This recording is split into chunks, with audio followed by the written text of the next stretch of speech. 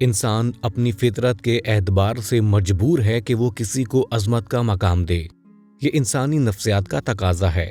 اب جو شخص اللہ کو عظیم سمجھے وہ موحد ہے، اور جو آدمی کسی اور چیز کو عظیم سمجھ لے وہ مشرک۔ قرآن میں اہل کتاب کے بارے میں کہا گیا ہے کہ انہوں نے اپنے بزرگوں کو رب بنا لیا۔ یہ ایک مثال کی صورت میں بتایا گیا ہے کہ دور زوال میں قوموں اور امتوں کا حال کیا ہوتا ہے۔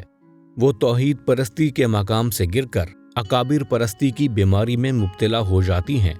قوم جب زندہ ہو تو وہ اقدار کی پرستار ہوتی ہے، اور جب وہ مر جائے تو اس کے قومی اکابرین پرستاری کا مرکز بن جاتے ہیں۔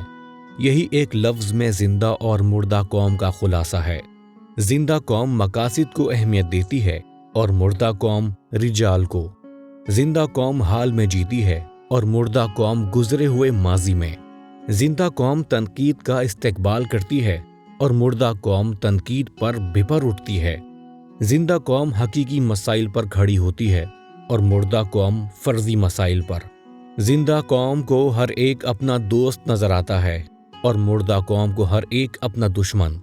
زندہ قوم اپنا مستقبل آپ بناتی ہے اور مردہ قوم دوسروں کے خلاف شکایت اور احتجاج میں مشغول رہتی ہے۔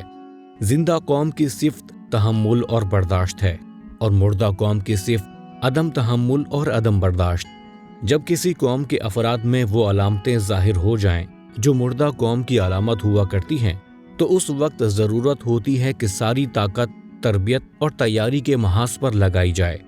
افراد میں اثر نو زندگی کی اسپرٹ پیدا کرنا ہی اس وقت کرنے کا اصل کام بن جاتا ہے۔ دور عروج کا قومی پروگرام پیش قدمی ہوتا ہے اور دور زوال کا قومی پروگرام تیاری۔